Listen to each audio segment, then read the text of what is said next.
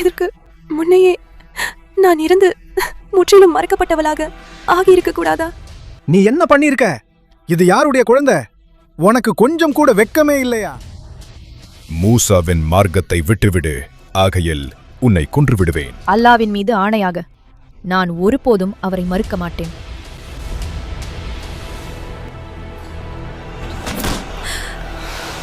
என் இறைவா. இப்ராஹிமே, எங்கே செல்கிறீர்கள்? யாரும் இல்லாத இந்த பாழ் நிலத்தில் ஏன் எங்களை விட்டு செல்கிறாயே? உங்களை இப்படி துன்புறுத்த அவர்களுக்கு மனசு வந்தது? என் தந்தையே. அதோ ஒட்டகத்து மேல இருக்கிறது ஆயிஷாவா? கூட வருவது சஃபானா? இதுக்கு பின்னாடி வேற ஏதாச்சும் இருக்குமோ? அம்மா, என்னை பத்தி மக்கள் என்னெல்லாம் பேசுறாங்கன்னு பாத்தீங்களா? இதையே என்னிடமிருந்து மறுத்தீங்க.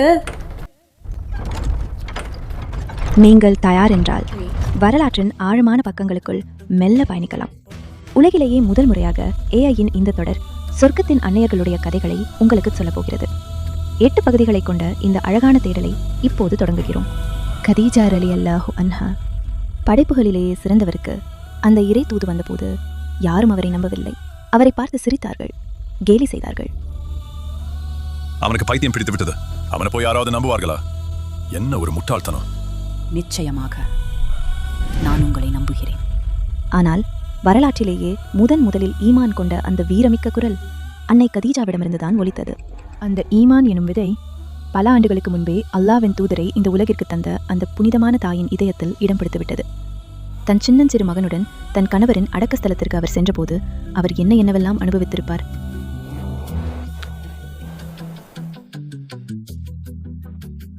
அப்துல்லா.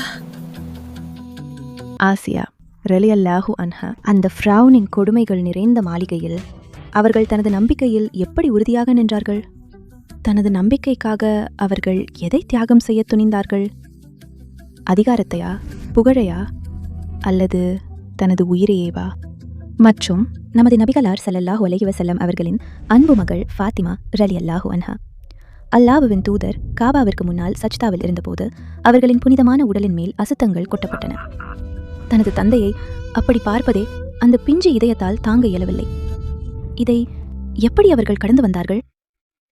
ஆம், மரியம் அலைஹிஸ்ஸலாம் அவர்கள் மேல் மக்கள் சுமத்திய பழிகள் மத்தியிலும் அவர்கள் எப்படி இவ்வளவு உறுதியாக நின்றார்கள் என்பதை இந்த தொடரில் காண்போம். மரியமே, நீ நிச்சயமாக ஒரு விபரீதமான காரியத்தை செய்து விட்டாய். சொர்க்கத்திலிருந்து இந்த பூமிக்கு ஹவ்வா அலைஹிஸ்ஸலாமோ இறங்கிய அந்த பயணத்தை நாமும் காண்போம்.